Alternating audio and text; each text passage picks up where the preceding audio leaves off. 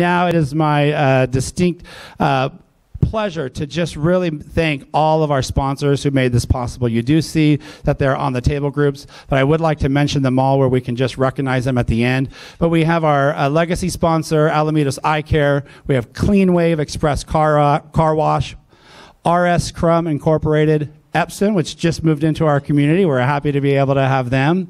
West Group Designs, which has been helping us design many of our buildings that we'll talk about a little bit later. Pac West, which has helped us with our battery and energy storage. Edward Jones. Erickson Hall is the wonderful construction company erecting the beautiful building at the high school. Southland Credit Union, who just partners with everyone in this community. And then Racklin Architects, who's been a long-standing partner of ours, who's helped us through a lot of the modernizations and ongoing. Let's give a big round of applause to all of our sponsors. And now I'd like to call up our Executive Director of LAIF, who's really sponsoring this event, Ms. Carrie Logue.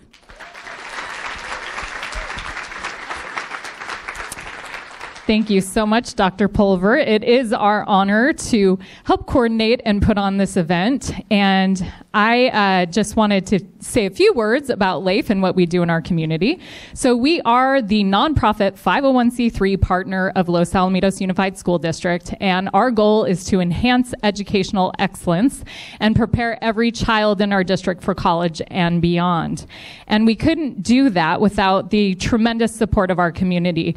And as Dr. Pulver mentioned, our legacy sponsor for this event, who has been the top sponsor since the inception, is Alamitos Eye Care. In addition to Alamitos Eye Care, our top sponsors today at the valedictorian level are Epson, Clean Wave Express Car Wash, and RS Crum Incorporated. So a huge shout out to you guys for stepping up in such a significant way. And we are proud to be the district's partner in education, and LAIF would not be what it is without the tremendous support of our volunteer board of directors. So our board chair is Mr. Tom Lent, and yes, with Southland Credit Union, extra plug. I'd like to invite anyone who's a current board member with LAIF, an advisor to our board, or a board member emeritus to stand and be recognized for all your volunteerism and support.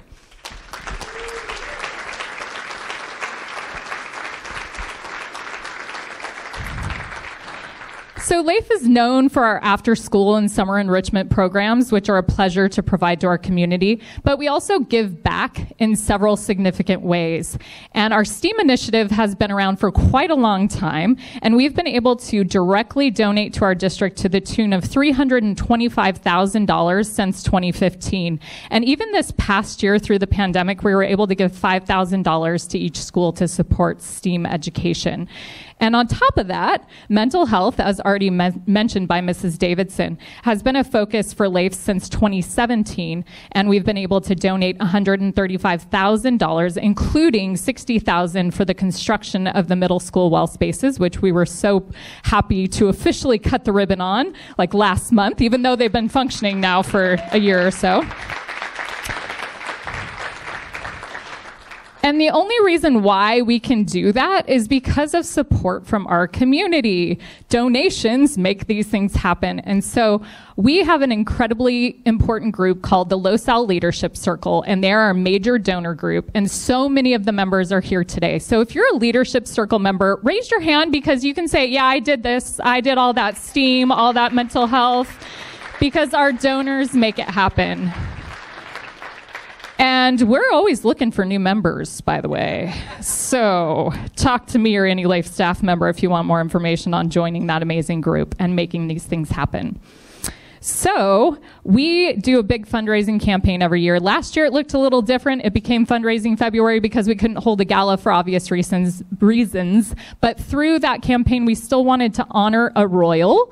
And our current reigning king is Dr. Greg Stone. Please stand.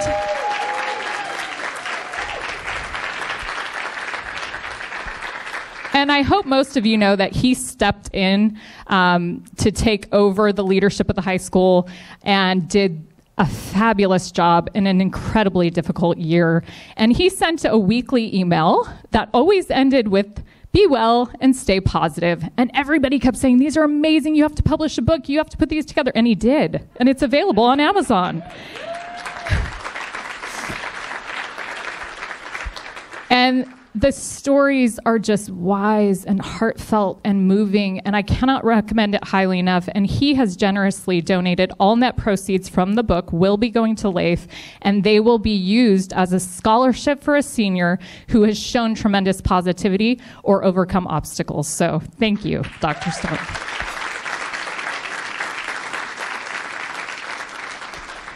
So join us. We're doing our gala again, Friday, February 11th. It'll be at the Grand in Long Beach. Mark your calendars. Come and join us. And if you can't be there in person, we will still be doing fundraising February. Online auction for everybody to participate in. Always looking for business sponsors. And we appreciate how the community has always stepped up and supported through that initiative. And the reason we are fundraising this year is to build the well space at Los Al High School. So that is what all of our fundraising efforts are going toward. And you'll be getting more amazing information in Andrew's presentation about the plans for that space. And with that, I will turn it back over to Dr. Pulver. And thank you for being here. We appreciate all your support.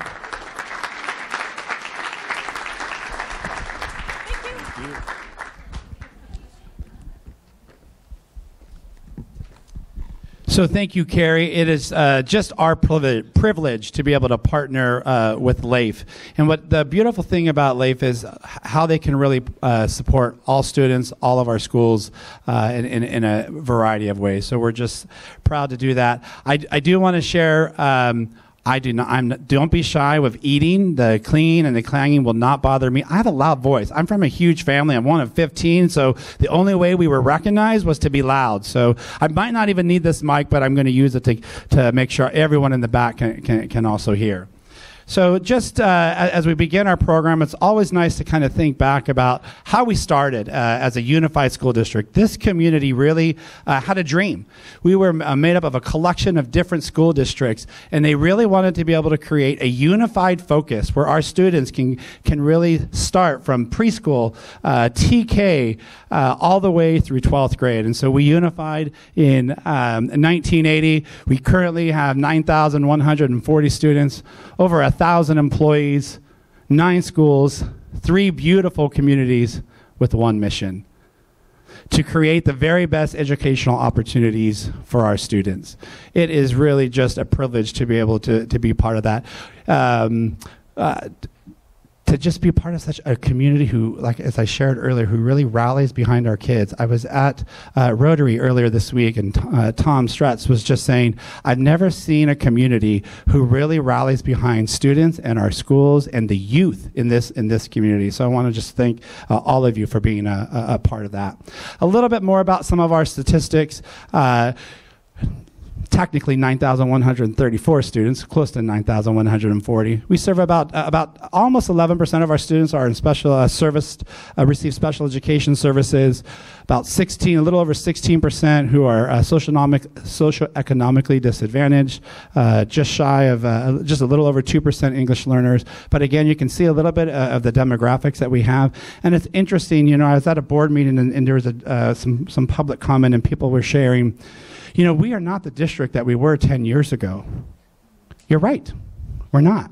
And I hope we're not the same district in 10 years. The students that we serve, the families that we serve, we have to constantly keep evolving. And as you'll see, just the student demographics of our district has changed. And we really want to make sure that we can make our classrooms and our spaces that all of our students are seen and heard and valued. And so I really believe that we are going to continue to grow and evolve and represent all the dreams for our students and for our families. And one of the things we talk about is that we really have a big, bold vision. There's so much research out there that really talks about organizations who set big, lofty goals. Sometimes goals you're not always sure that you're going to achieve, but with that you achieve more when we set the heights higher and higher.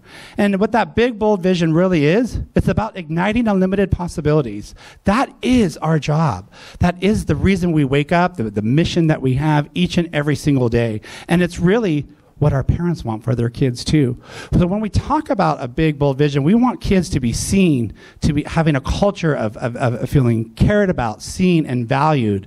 We also want them to have any dream is possible, that when they leave us, because obviously this is not their end game, when they leave us from 12th grade, every single door is open to them. And that's really the job that we have.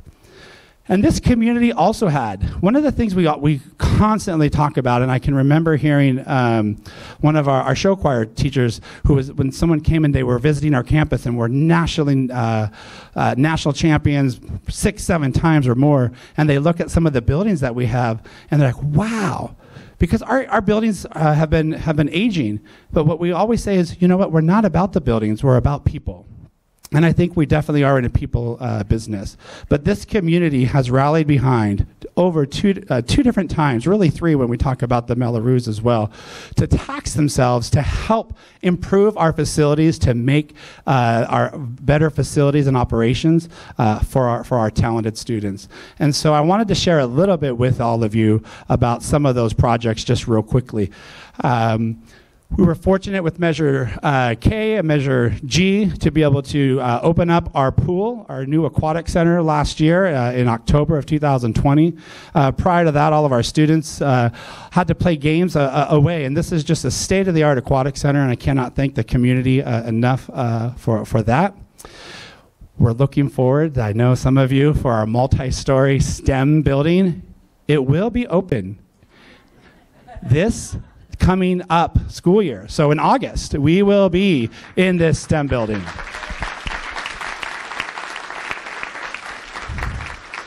And when you think about it, it says fall, but I'm like, no, it's August. We'll be ending in the summertime and being able to move all the classrooms in and really getting ready. It is a spectacular building. It will house, it's 83,000, a little above 83,000 square feet. When you think about it, 30 new classrooms that we'll be able to remove, over 26 portables as we do this, and we'd already removed 4 prior during part of this process. If you think about that's like the size of some of our elementary schools. Our elementary school has 30 classrooms, and this is going to be within one building. So I just thought I'd give you some quick images as well of that. So you're just a different vantage point of the multi-story. We love these grand staircases. It'll kind of feel a little bit like Times Square for some of our students at lunchtime as well, if you think about it in that way.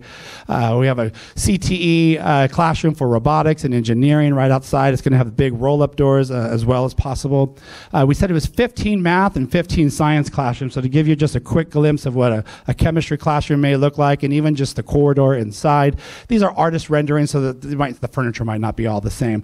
But you can see even just within the hallway, little inlets for students to kind of gather and create spaces for them to connect outside of the classroom as well. In addition to a lobby to really welcome our visitors and our families and our parents, a media center sometimes, and we now call it a student center as well, because things are kind of evolving in that process, but really a place for our students to be able to gather in a more state-of-the-art. And so we just are so thankful for this process. And if that wasn't enough, now we have more facility needs than we have bond dollars, but we are also beginning to work on building a second gymnasium at Los Alamitos High School. And so we are proud once again to work with West Group, who's helping us meet with all of our various user groups who will be using the second gymnasium. We know it needs to be 3 courts, is really what our groups are saying they need, so that we can have our students practice at a normal time. What we need is more court space. And then we are looking to begin that construction in 2022-23. So we're very much looking forward to that as well. In our elementary level. This is the newest playground that has just been installed at Lee Elementary. It's so neat to be able to see when it opens up. Some of the students said, "Oh my gosh, it feels like it's Disneyland." You know, and maybe it's the joy of being a kid and the perspective from that. It's the littlest things sometimes that bring us so much joy. Through this process, we've been able to replace 15, and we have 3 more to go, 2 at LAE and 1 more at Weaver. Through this process. We had hoped to have them done in the summer, but there was a fire at the plant. So when they get shipped, we're installing them as they come in. The other thing that we have had a commitment is when the community really agreed to tax themselves once again, We also, they wanted to make sure that we could spend and invest our own dollars to maintain our facilities, so that we never let our facilities get to this aging, deplorable state where we need to resurrect new buildings. And so we have a continued commitment to set aside $1 million in deferred maintenance, which we go through, and part of that's just to do our warranty on our roof, on our slurry of our asphalts, and other projects that come about. At Hopkinton, really, they had asked, particularly through the pandemic, could we add a bit more fencing to allow for more outside learning space and still have the kids protected? So that's just kind of an example there. And over the summer, down at McGaw, as you can imagine, living closer to the beach, you have a lot more erosion and other things. And so we put in more rain gutters to kind of stop some of the lakes in the puddling there. Although I know a lot of our campuses have, you could say Lake Lee or Lake Oak or whatever, depending on the type of rain or weather for that year. Just some key figures. I think people always like to know a little bit about our budget. We are in our general fund about $120 million, a little just north of that. That is a very sizable budget with a big organization. But 98,000, not 98,000. Let's add a few more zeros to that.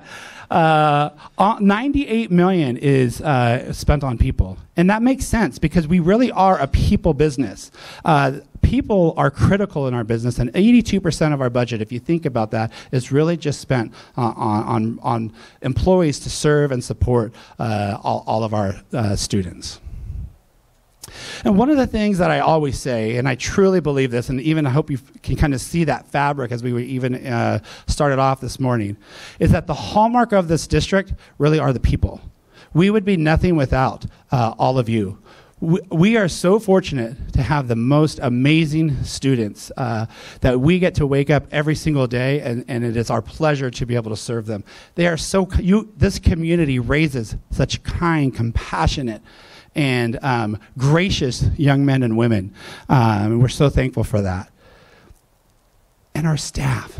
I don't know a finer group of staff. Let's give them a huge round of applause.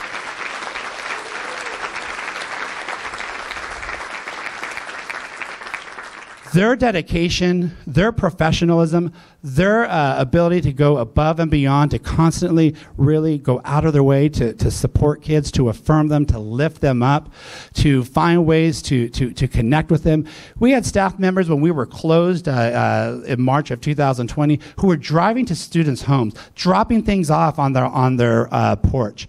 This group of employees is just second to none, and they are tireless. And they too, and we're going to see this a little bit later, they're parents. They have life going on in their lives as well, and it's busy, but they continue to really show up and do amazing things for our kids. We'd be nothing without them, and I just want to thank our staff. But we'd also be nothing without our parents. Our parents really provide an exceptional amount of support, both financially, both through our encouragement. I can't tell you how much encouragement just being outside and walking to tried to get to many of the tables this morning.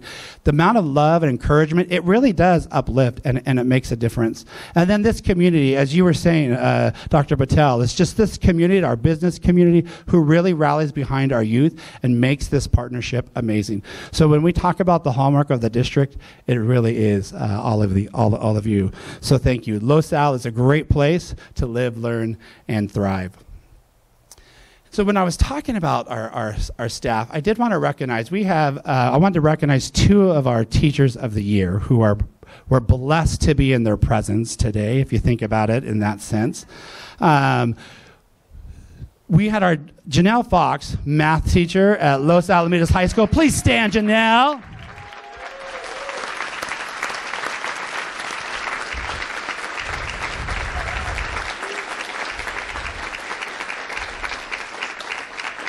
Janelle is an exceptional teacher and was our teacher of the year for 2020. All the way to the county, she became a semifinalist, and they were supposed to recognize her at a county dinner at the Disneyland Hotel this year, and they canceled it. So we definitely wanted to just recognize Janelle as our teacher of the year. And last year we had the incredible gift to be able to recognize another exceptional teacher of the year for 2021, Miss Corey Alfaro. Corey, please stand.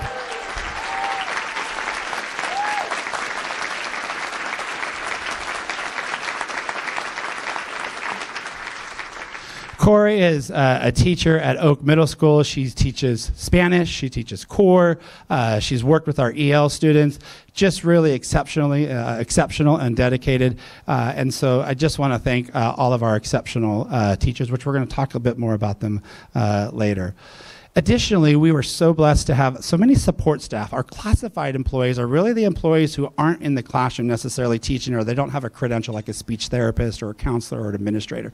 But it's our bus drivers, it's our custodians, it's our health nurses, it's our grounds crew, our electrician, etc. And so we have 4 others that I want to recognize. Cassandra Palacios is our classified employee of the year. She was also the Orange County Classified Employee of the Year. She's our LVN at Los Alamitos High School. She's not here with us. She's actually at the high school, but it's really important for us to recognize these exceptional employees.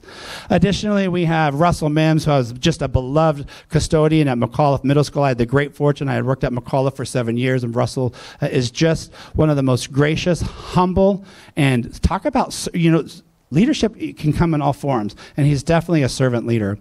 And then we have Linda Lomparko, who's a classified employee at McGaw within our food services department, who just goes above and beyond to serve and to connect with kids in so many different ways. We don't have to be all of the roles that we have. We can find ways to connect and be a champion for our students.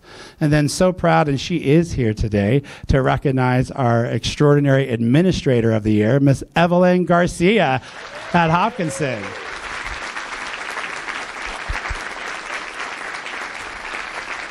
Evelyn actually started off her career working for Leif, and then was a teacher in Los Al, and worked at a couple school sites.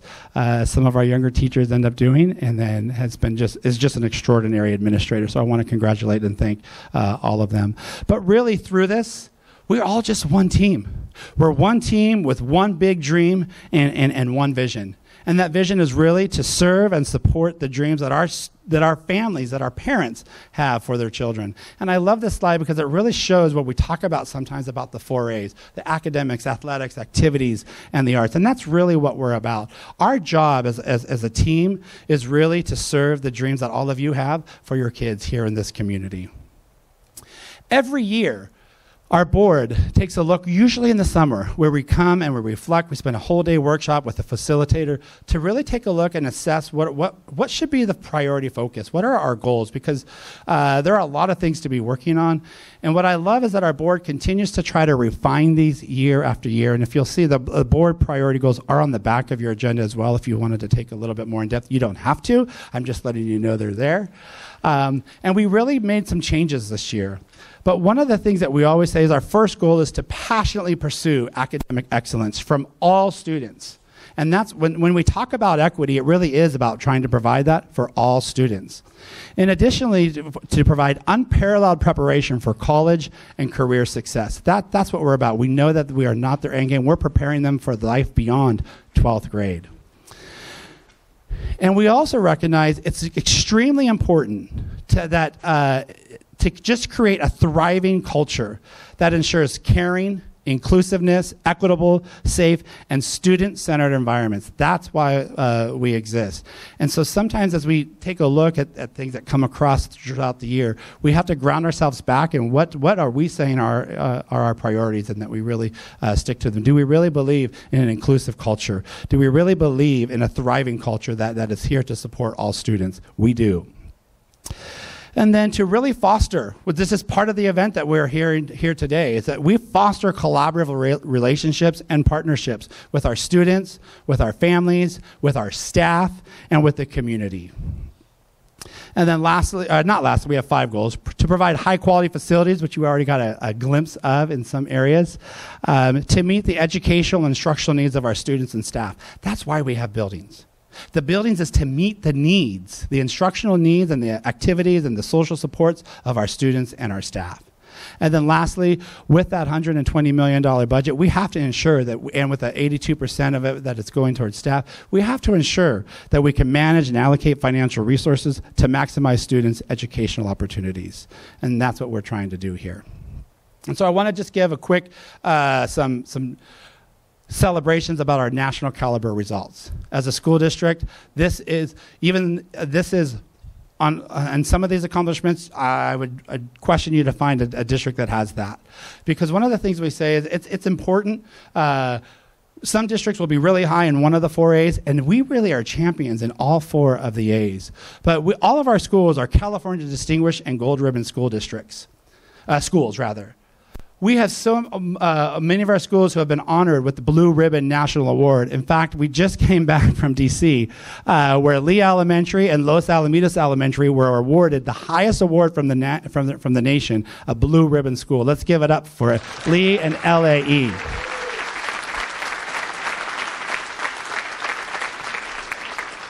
Do you know that we are the only district in the state of California? There are 325 schools that were recognized across the state. Only school in California, only district in California that had 2 schools recognize the National Blue Ribbon in each of the categories, exemplary high-performing school and for closing the achievement gap. We are one of 4 districts in the U.S. that's been placed on the College Board AP Honor Roll 7 years in a row for increasing access and opportunities through advanced placement courses. We have a comprehensive 5-year PD plan for all of our teachers who are new to Los Al Unified. We consistently rank in the top 2 in the county on state assessments, and we haven't had state assessments since the pandemic. In some small pockets we have. Over 290 Sunset League champions and 20 CIF championships. As I talked about earlier, national awards for our show choir, our song team, softball team, and who could forget our Griffin, our student crowd, and our student, Los Locos, yes, exactly, our student section. I want to just touch base a little bit on some of the elementary highlights as well. I won't be reading all of them, but really our elementary schools, they consistently rank in the top on state assessments. Our elementary teachers are gifted at being able to differentiate instruction. And that's probably one of the most difficult things any teacher can do. And they are tireless at how they differentiate instruction to meet the needs of all of our students. We have systemic and systematic intervention and targeted supports, often through our intervention teachers that are providing that as well. We have even our one-on-one instructional aids. It's amazing to walk into rooms when you see our instructional aides working one-on-one sometimes with an individual token board for students who needed just that additional support, as well as working in small group. And then one of the things we're really proud of, and this is probably an area where we're going to need to continue to invest, but really our wellness counselors and our social emotional learning curriculum that is new this year that we'll talk about a little bit more. At our middle schools, there's too many to highlight, so I'm just going to kind of touch base on the ones that are bold. This STEM pathway is really something that we've heard from our parents. It's an elective that just continues to grow. We're really fortunate to have a 3-year Project Lead the Way pathway. They have a STEM 1, STEM 2, and STEM 3. And then we're also very proud.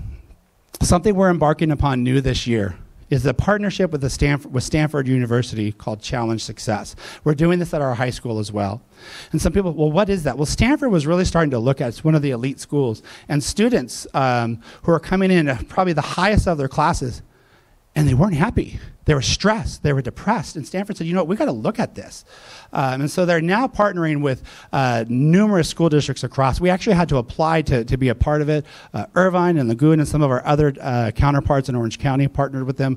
They've surveyed over 250,000 students already. And what they're finding is that our students are stressed. The focus on academics is not everything, that we need to sometimes maybe put pressure off of our students, maybe pause and allow them to go a little bit deeper. And so we are working with teams of parents and students and staff at Oak and McAuliffe and the high school, where some of our students have already taken this pretty long survey, and we really hope that through this process, working with them, that we'll find ways, because as they say, success is measured over the course of a lifetime, not the end of a semester. I love that. And so I was talking with a parent who sent me an email earlier this week. McAuliffe had part of their process is having some teachers shadow a variety of kids their entire day, and I'm sure some of the other school sites will be doing that, whether and all different types of kids. And for this, it's really students get to have, like, finally someone is seeing us and what it looks like to be a middle school kid or a high school kid. And all the buzz I'm hearing from some of our parents after our high school took this survey, the students, oh my gosh, I really hope they listen to how much stress or how much homework we've been assigned, et cetera, and find ways that we can really help take a look at to provide the needs of our students in different ways as well. So we're really proud to be able to partner with them. And really I want to thank our leadership teams, which again is a group of teachers, parents, and students at our school sites. And then where we all land is at Los Alamitos High School. All of our students, oh, no, I'm a slide ahead, I forgot, I apologize. I wanted to stop and really talk about our well spaces. We partnered with Chalk, Orange County. We partnered with the Orange County Department of Ed to really create middle school well spaces. And then LAIF, who's always looking to partner with us, and particularly mental health has been an initiative of theirs, they partnered with us as well to be able to create. During the pandemic, most districts kind of paused on this. We were the first district to be able to open up 2 well spaces, one at Oak and one at McAuliffe. And there are now only 5 in the county, and that's really because we just kept moving ahead because we knew from our board that this has been, mental health has been a big need that we've seen from our community, and it really just creates a variety of a space, a calming space for our students, and we need to destigmatize mental health and really take care of our wellness. And I was doing a tour at McAuliffe, and I'm sure the same at Oak, and they just keep telling us that at lunchtime, these well spaces are just crowded, and our students are loving it. It's just a calming space for them to be able to. So I want to thank our partnership with LAIF, Chalk, and Orange County Department of Ed. As we shared earlier, and I will in a minute, that we're also looking to do this at the high school as well. So just some quick highlights at the high school: award-winning art programs, championship athletic programs, over 100 student clubs, and we could say that the same as at our middle schools as well. We have 5 pathways for our students in career technical education. In fact, I think it was yesterday where they had a career fair trade at the high school, so our 5 pathways are listed there. And then coming soon, we're also looking to plan a biomedical pathway for our students. And as you already heard, talking about the challenge success. But we are working to partner to be able to create a well space. Maybe they may call it a well center. Our students get to kind of help name and be a part of that process. At Los Alamitos High School, we hope that it's going to be opening up in the spring of this coming school year. And just to give you a glimpse of where it will be, it'll almost be twice the size than our middle schools. It was an old child development classroom that we're going to repurpose, take a look at. It'll have bathrooms inside of there. Right outside, if you see, was kind of easy to the parking lot, so if there's any evening or after hour therapy sessions or opportunities, that it'll be easy for our parents and our students. So once again, LAIF is really making this their mission and part of the focus of the February fundraiser. So we're excited to be able to bring this to Los Alamitos High School as well. And so just a little bit about our accomplishments. You can see that one of the things we talk about is our A through G data, which is really the requirements that when students complete high school, what they need to be able to get into a 4-year Cal State or UC system. And so what the research says is that students who complete A through G requirements while in high school are twice as likely to graduate from college. We did see a little bit of a dip, as you can see, through the pandemic. Not much, but we did see a little dip in our A through G requirement passage rate. We're at 71%, although I don't know of another high school comprehensive like Los Alamitos High School that has that kind of data. This is where we saw an increase. 89% of our students have completed either an advanced placement course, a career technical education course, or a dual enrollment course. And what this is really doing is helping them prepare for when they leave us as well. The rigor of our students' high school curriculum is one of the single best predictions of college and career success. And as, of course, through the pandemic, this is where we saw a little bit of a dip as well. One of our goals that we've always had is to connect students. Most kids, not every kid wakes up in the morning and says, oh my gosh, I can't wait for chemistry today. That's going to get me out of bed and shower and eat breakfast so I can get, for some it will, absolutely. And for engineering and others it will. But for others, it might be being in show choir, in our jazz band. It might be for being in our drama production, or even behind the scenes of our drama, or obviously in our athletics and our performing arts. And so really important to have kids connected to school. It's also a caring adult that they become connected to, and we're going to take a look about later in our presentation, the importance of having kids connected to a caring adult. But it starts with a dream. I think any dream starts with a belief. We have to believe that things are possible for kids and for one another. And we really believe that we are dream makers, that we must help students develop dreams and a belief that they can achieve them. Working on building students' self-efficacy, their own belief that they can do something, that they can be successful, that they can rise to the occasion is paramount.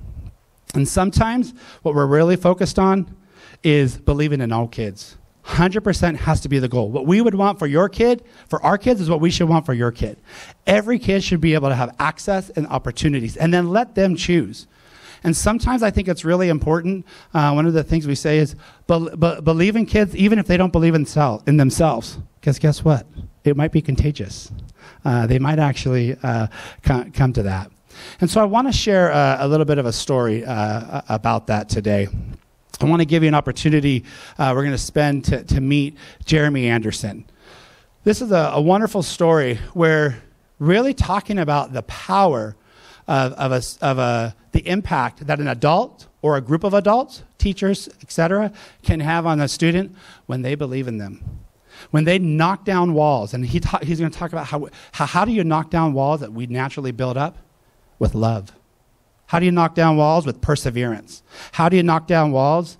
With unwavering commitment and support. And when I think about our staff, that is exactly what they do each and every single day.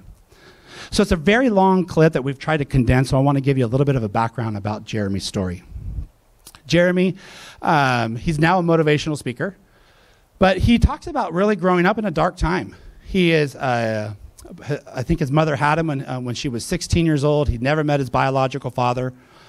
He never did well in school. He says they had a history of, at times, of drug abuse and alcohol abuse.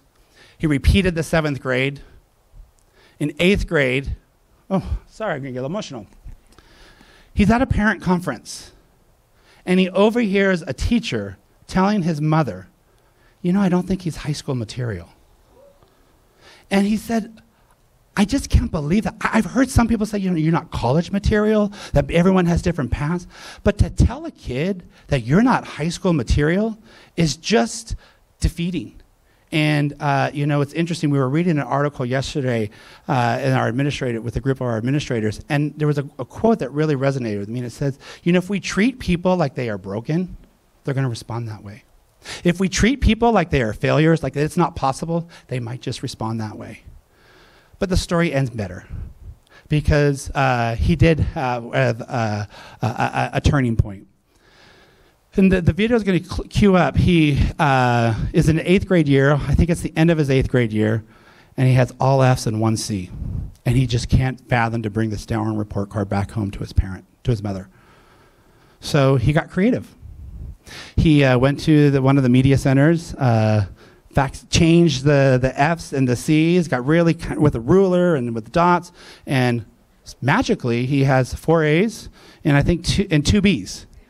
And then he made a photocopy of it to make it look a little bit more legit and brought it home to Mom. And I'm going to take it away, let you hear the rest of Jeremy's story from there. But at the end of that summer, when my real report card came in, it was really rough. I'll never forget, when I first tricked my mom and she saw it, she was like, I'm so proud of you. She started crying. I even got emotional. I was like, I told you, Mom, I'm gonna make you proud. She hugging me, I'm hugging her. We got a breakthrough. And you're probably wondering, Jeremy, why were you crying? You didn't really earn all A's and 2 B's. Well, for the first time in a long time, I didn't feel like a failure. I actually felt successful, worthy, I felt like I was good enough. And so that was a bit of an emotional moment. But it wasn't real because I didn't really earn those grades. Now, when my school sent my river report card home and my mom saw it, she was in denial. My baby made A's and B's. So she called the school. I was like, oh, hang up the phone, mama, hang up the phone.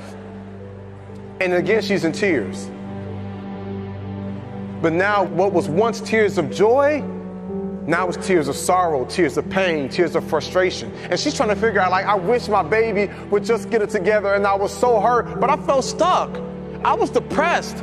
I was tired. I was struggling. I felt like I was an accident. Like, what's the purpose of life? Like, why am I here? You know, I felt like I couldn't fit in. When it was time to read, I didn't want to read because somebody was going to tease me because I wasn't a good reader. We was always getting into fights. People was bullying me. Then there was a time when I was the bully. Like, I just struggled. And I was like, what's the point of it all? And my mom's a great mom, so she moved me to another school. So now I'm at the school now called Huntsville High. This is my third school for the 9th grade. Now I'm at this new school, and I don't know how to explain it to you, but I got a group of teachers, I felt like they were weird.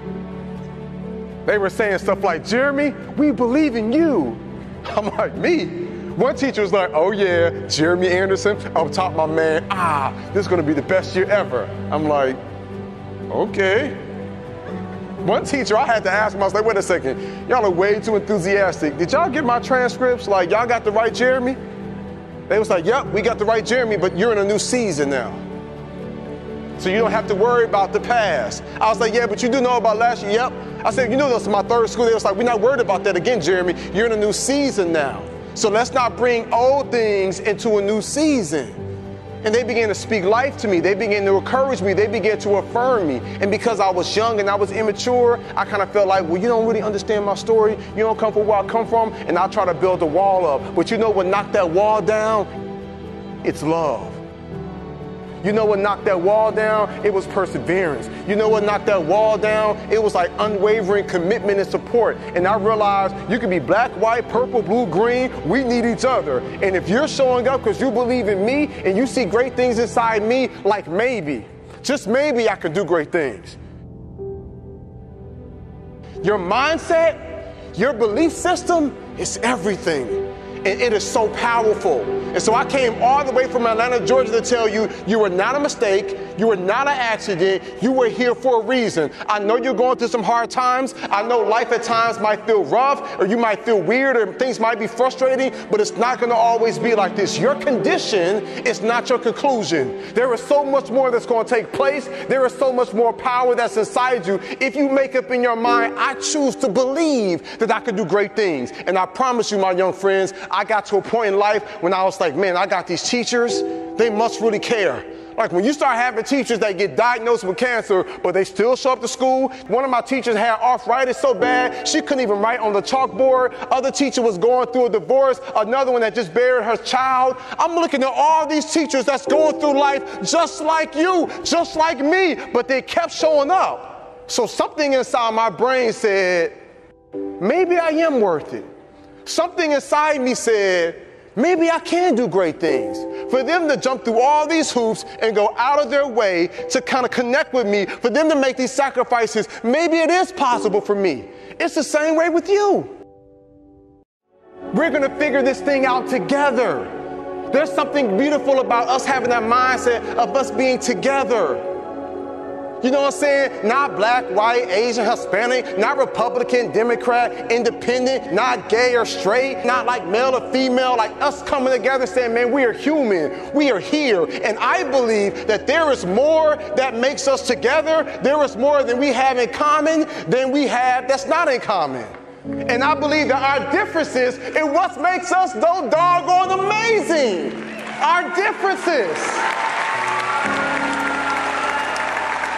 Think about that, right? Like there is so many amazing things, and there are so many different amazing personalities, and there is nobody else on this planet exactly like you. So I believe then we make a decision to say, you know what, we will come together as a people. We will come together as a nation. We will come together as a state. We will come together as a city. We will come together as a district. We will come together as a school. We will come together as a grade. We will come together as a class, and we will value each other. We will speak life to one another, and we will help each other go to that next level.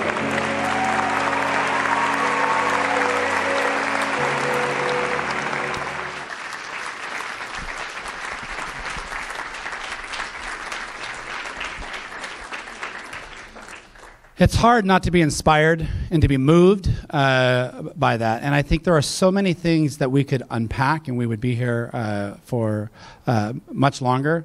But there are certain comments that he states that really just resonates with me. And it's about this new season. And that I think of this with the pandemic. And that we don't necessarily always bring the old things into the new. When we take a look at what second grade maybe was prior, we've got to abandon that for now. We're in a new season and really maybe rebench that. When he talks about the difference of people showing up and our teachers who have been diagnosed with cancer or the different challenges that they have, we have that here. Our teachers continue, and our staff in all of our positions continue to show up for our kids and believe in them and what a difference that can make and be a champion for them. And so Jeremy's story just really reminds us that every single child belongs to all of us.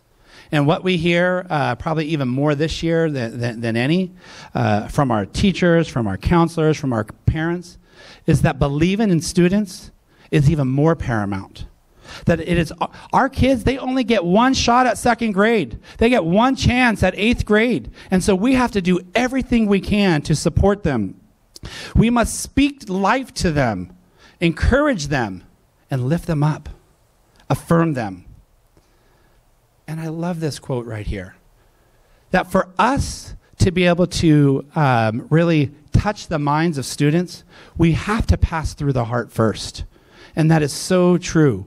And I think when we do that, we really make an impact on behalf of our students. And so as we were in this new season, this past few, and I think we're going to be in a new season for several years to come. The next year is going to be completely different than this year, and we're going to have to just constantly take a look at what this new season is. But as we've been emerging in this new season the past few years, our board also really wanted to take a look at, we're in novel situations, as you can see at times. And so we thought, in addition to having our priority goals, it's important for us to ground ourselves in what we think are core values. And so for the first time, obviously on our website, we have a mission statement, our vision, and our belief statements, et cetera. But we really focused in taking some time over the summer, what are our core values? So when new things come up, does it align to the core values that we have? And the first core value that we have is really about care. It's about, we want to foster a culture of kindness so that everyone is treated with dignity and respect, and individuals seek to understand each point of view. One of the things I was so overwhelmed with at our graduation and our promotion ceremonies this last June was that every student speaker talked, literally every one of them, about the importance of being kind and the difference of being kind to kids and and kindness to one another. That is one of the greatest gifts we can give one another. That we hold ourselves as part of our core value. We are responsible. And even when we make mistakes, we hold ourselves responsible. But we are responsible to consistently maintaining a clear focus on these goals, on our core values, and to serving the needs of our students and our families. That's why we exist.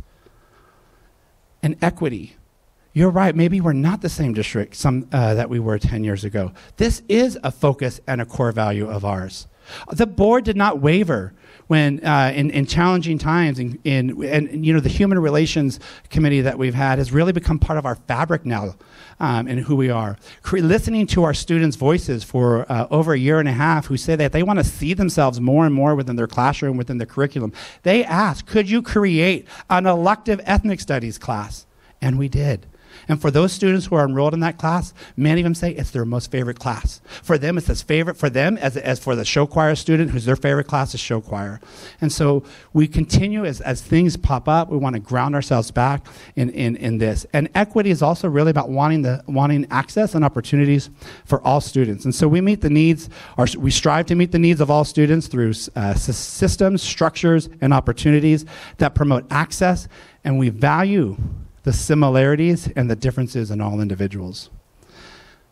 And it's just this unwavering commitment that I think just is personified by every single staff member.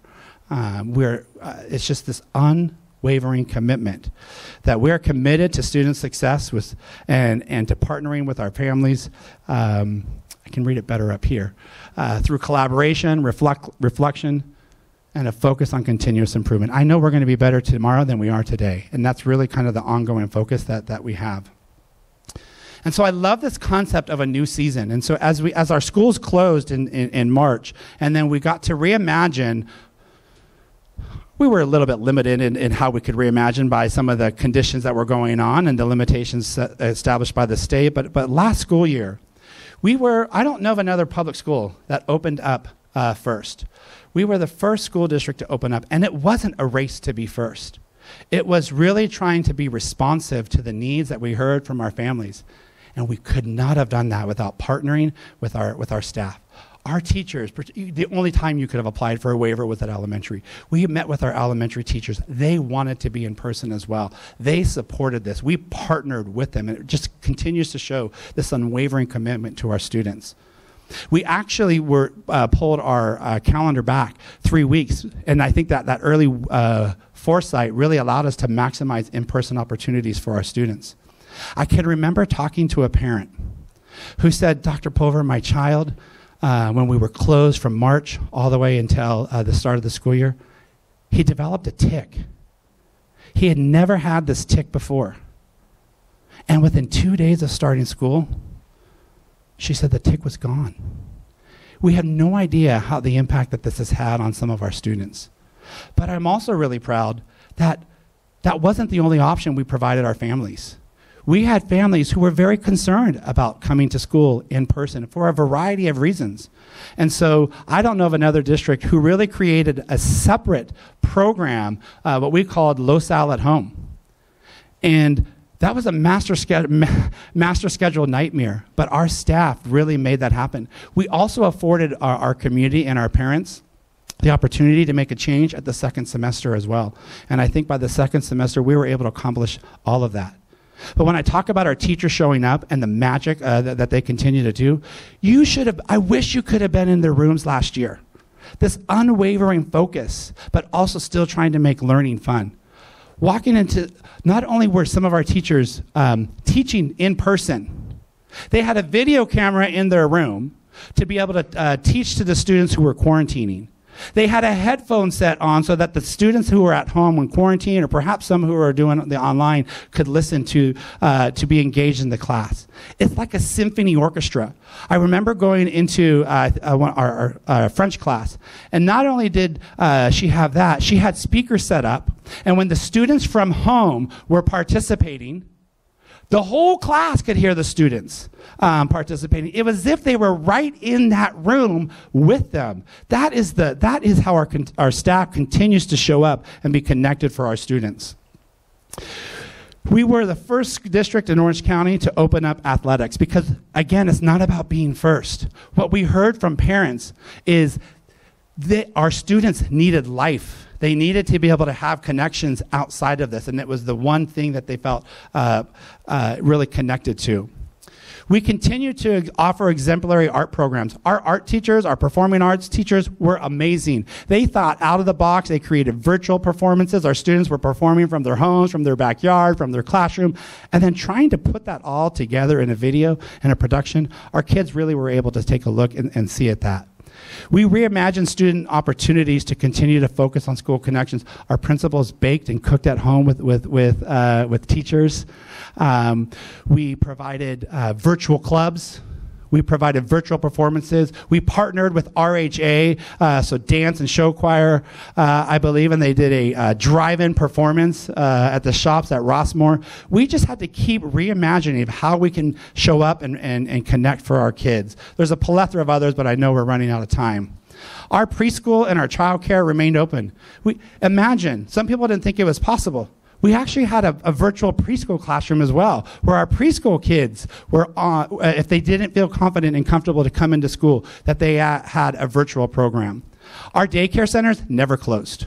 I think we are the only district back in March who kept our daycare centers open for our families, particularly the emergency healthcare workers, et cetera, who needed someone to take care of their kids while they were taking care of all of us. And we serve free meals to all students. We offered robust summer school offerings. And one of the things we made sure that our condition last year was not our conclusion. And as we take a look at this year, it's the same. And while we're in a new season this year, we continue to find ways to really maximize opportunities for students to be able to return fully in person. But even with that, there have been restrictions upon us. And we just continue to find ways to think out of the box and to connect our students. We resumed busing for our students. We doubled our wellness counselors and our additional mental health practitioners. We were that first day of school, I can't tell you the joy that it brought to all of us who work with kids. To finally see our parents and our community back on our campuses. It felt like the opening day of Disneyland, quite honestly. It was that euphoric for me. And I know some parents are a little bit scared. Whoa, that's a lot of people. But we got through this together. But we were so proud to be able to welcome all of you back onto our campuses. We were the only district at that time who really welcomed our parent volunteers back. And there were some guidelines and criteria that we had to meet to make that possible. There are some who still haven't made that possible. And all of you who are volunteers, you make a difference. And our teachers and our staff know the power and the impact that it has on behalf of all our students. We're providing free tutoring. It's online through paper in just about every subject matter that we offer. But in addition, our teachers at the high school are providing free tutoring as well. And they have a whole spreadsheet of all the different opportunities for tutoring. And we continue to serve free meals. But what I love is we're also trying to reimagine opportunities. How can we, one of the things that kids missed are the connections, are the field trips, are the opportunities to do OSS. Last year we did OSS in a box because we tried to make sure that kids didn't miss out on that. This year we had to find a new camp just to ensure that we could get every single fifth grader to go to OSS. We're able to take our students to overnight field trips. We're able to take them to the Reno Jazz Festival, to Florida for Song and Cheer, to I don't know if it's Nashville or New York this year for our show choir. So we continue when I think about our clubs, at our elementary school, one of the things that they love is the Growing Up STEM Club, which is our chemistry and science teachers at the high school. We couldn't do that. And to have our students come back onto our campuses, we will continue to find ways to show up for your students, to show up for our kids, and we're going to continue to make the dreams possible. Because let me tell you, this pandemic, our condition, it is not our conclusion either. And so what I think really makes this such a unique place is to really celebrate that it is our differences that makes us amazing. And in this community, the same differences that makes us amazing, it's the similarities that makes anything possible. When I think about this, great example of that is how we partnered with RHA when something was going to be stripped away from our seniors, the concept of a graduation. And RHA stepped up and they partnered with us to be able to provide what now is probably just a new benchmark each and every single year, and that is our senior car parade. And so great things can come out of these new births, and that really is a testament because of the amazing community and where really we can make things possible for all of our kids. And so as I hope you hear kind of the theme today, one of the themes is that we need all of us to be a champion for students.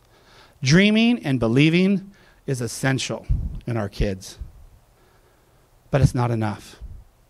How we act, how we behave is evidence of our love and our perseverance. And let me tell you, our kids are watching.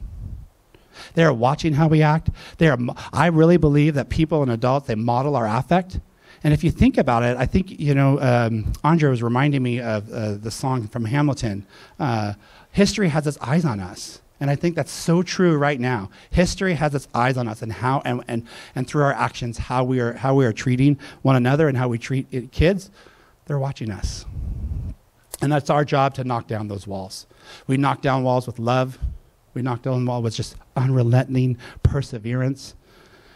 and unwavering commitment and support.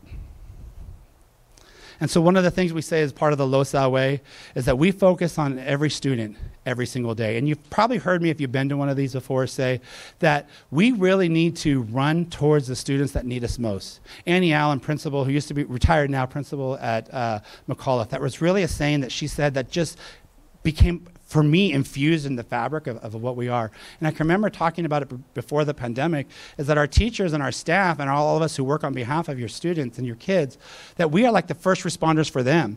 Like when firefighters, when there's a fire going on, most of us run out of the building, and yet the firefighters go into the building. Well, that's what our teachers and our staff are doing every single day for our students. And it's interesting, you know, through this pandemic where we've said to them, we are essential workers, and they keep showing up for our kids. And so we really do run towards those that need us the most. But it can't just be on them, and it can't just be on me. It really takes all of us. We know that research, and yeah, I love this quote from Josh Shipp, that every kid is one adult away from a success story. Jeremy proved that as well. And so I just want to thank all of you for showing up. This pandemic, it is not our conclusion. I can assure you of that. We'll be going through a series of new seasons for sure.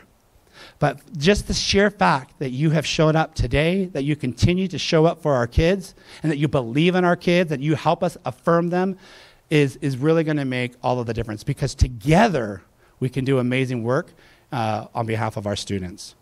So on behalf of our Board of Education, I just want to thank you for this morning, spending the time to be part of us, to learn a little bit more about some of our highlights, but I hope also to really be moved in a way to really continue to believe in our students, help us believe in our students, that great things are possible for all of them.